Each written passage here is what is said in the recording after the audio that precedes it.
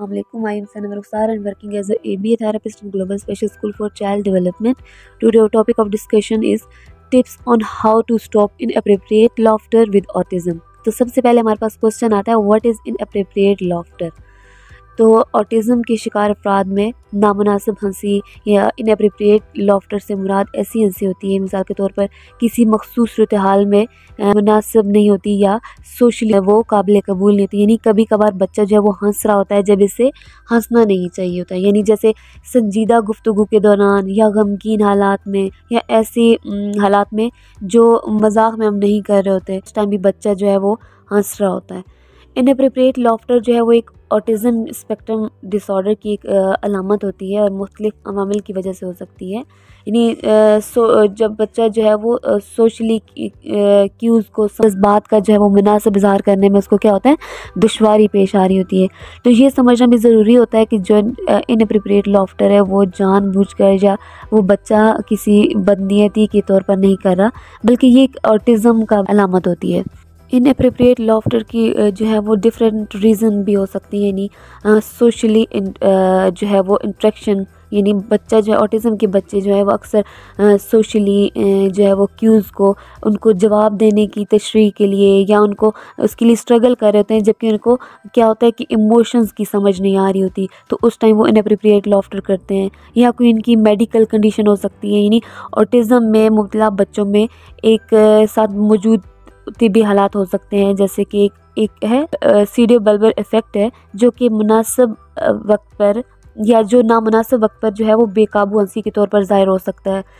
या फिर positive feelings, यानी ऑटिस्टिक बच्चा जो है वो एक पॉजिटिव फीलिंग से वो उसका शायद उसका इजहार करने का एक तरीका हो, लेकिन उसको सिचुएशन समझ नहीं आती, तो इसलिए भी वो जो है वो इनअप्रोप्रिएट लाफ्टर की क्रिएट हो सकती है।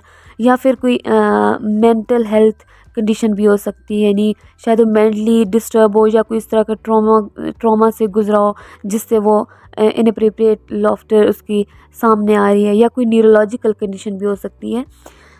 तो इसकी कुछ टिप्स हैं जो मैं आपके साथ शेयर करूंगी, जो कि बच्चे की जो है इनअप्रोप्रिएट लाफ्टर को कंट्रोल कर सकती है। सबसे पहले हमारे पास आ जाता है सोशल स्किल ट्रेनिंग, यानी ऐसे प्रोग्राम्स होते हैं जिसमें सोशल स्किल ट्रेनिंग्स दी जाती हैं, उसको इमोशन समझाए जाते हैं कि किस टाइम पे उसको हंसना है या किस सिचुएशन में उसको कंट्रोल करनी है। तो इस तरह से भी बच्चे की लाफिंग बिहेवियर जो है वो कंट्रोल हो सकता है।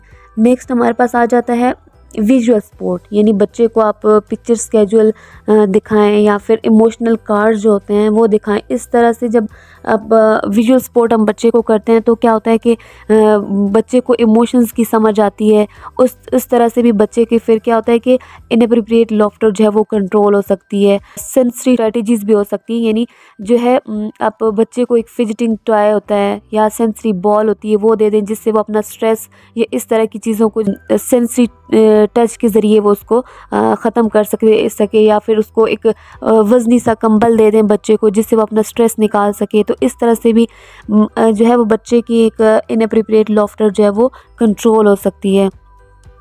नेक्स्ट हमारे पास आ जाता है कम्युनिकेशन सपोर्ट, यानी आप जब बच्चा अब कम्युनिकेट नहीं कर पा रहा तो उसको उस चीज़ में समझ नहीं आ रही होती, तो उस टाइम भी बच्चे को आप कम्युनिकेशन सपोर्ट दें, यानी बच्चे को उस चीज़ पे कंट्रोल करें, उसको बताएं ताकि उसको वो इमोशन को समझने में क्या हो, उसकी जब वो इमोशन को समझेगा उस टाइम भी उसकी जो है इनअप्रोप्रिएट लाफ्टर कंट्रोल हो सकती है। या इंटरवेंशन प्लान, यानी सबसे पहले आप बच्चे की जो है बिहेवियर मैनेजमेंट पे काम करें कि ABA टेक्निक्स होती हैं डिफरेंट टाइप की, तो वो बच्चे पे अप्लाई करें।